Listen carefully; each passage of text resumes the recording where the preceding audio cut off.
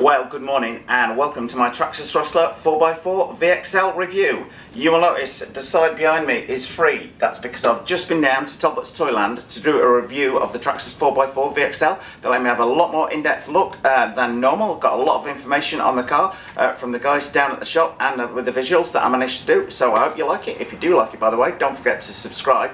I liked it that much, I straight away went and put a deposit down on the new Traxxas Rustler 4x4 VXL, hence me clearing the space, so I will be putting a few things on eBay later this week. Anyway, without more ado, let's get down to TALBOTS and have a look. Traxxas Rustler 4x4 VXL. Well, Richie from Driftomaniacs here, and many thanks to TALBOTS Toylands. I've got in one of the Traxxas Rustler 4x4 VXL dealer models, and I've let me have a quick look at it for you guys. So I'll have a quick spin around, and then one of the guys here is going to talk me through a few of the differences and the similarities between this and the old Rustler. And now taking pre-orders on the Traxxas Rustler 4x4 VXL. There is a link to them below the video with all the contact details. They're also on the end card of the video.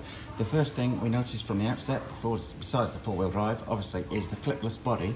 It seems this is the way Traxxas are moving forwards with everything, with the recent e-Revo having the clipless body like the X-Max. That was very nicely taking that off for me.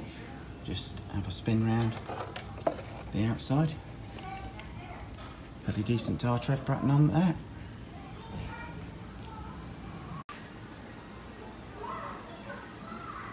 Now, while some of this may seem familiar to some of you, this is a completely new chassis. As NetCruiser informs me, it is a full 20mm shorter than the Slash 4x4 one is. And Carl is just going to demonstrate the new battery compartment that they've got on there. The battery tray is reversible, so you can fit a large pack in, or simply flicking it round. Yep. Spin. So you can't make it look really easy, and you can fit. Plus, there's another one in there, so you can option for another battery. So you can fit 3 different sizes of batteries in there. It takes 3S. Will do 65 miles an hour with the Valinian setup on here. I believe you've got to purchase the optional pinion to reach that speed. So it'll be interesting to see just what it gets out of the box. I'm thinking it's probably going to do 50, 55 plus fairly easily out the box on there. It's got the wheelie bar on there, which is an indicator that you're going to need that to get that 65 mile an hour plus out of there. Newer design, low center of gravity chassis, all new A-arms, design and material, much better working in low cold weather, resist snapping, built-in roll wheelie bar, and backwards compatible on parts in suspension to older Rustlers. So when you upgrade the older Rustler, you can buy the new parts for it.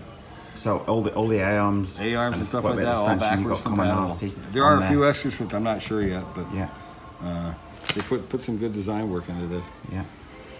I know some people sort of regard that backwards compatibly as, oh, we're just reworking a new car, reworking an old car like the Slash, but there has never been a four-wheel drive Rustler before, so this is completely new, kind of to my mind, and I like the idea of the backwards compatibility. Okay, just moving down, front to back, just checking that suspension out there. We've got our mid-mounted Valinian motor, centre aluminum drive shaft, I'm guessing. Wonder whether they'll do a steel one on there. We've got our VXL 3 ESC on it, and our waterproof receiver tucked away down the front here. Oh, even without the battery, that's fairly light. That thing's gonna fly, isn't it? Definitely see the speed plug, definitely use this for speed runs because that is very, very light. Just quickly scanning down in more detail on the front. Just scanning back down the chassis there.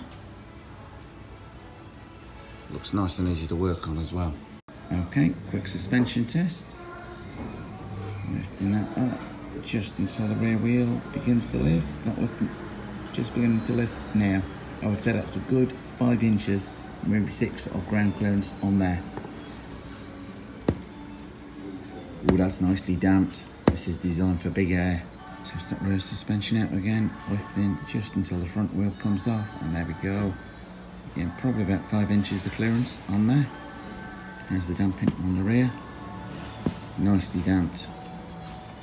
And one thing the Traxxas Rustler 4x4 VXL also has got is the new self-writing facility.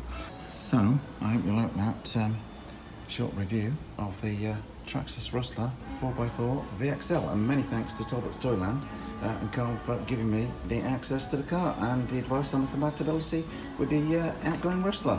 Well, many thanks to Talbot's Toyland in San Mateo. Their contact details are on the end card following this video. They're also in the link below this video. I hope you like what you saw there, guys, and if you want to see more great RC car videos this summer, then don't forget to subscribe. Well, many thanks to Talbot's Toyland of San Mateo.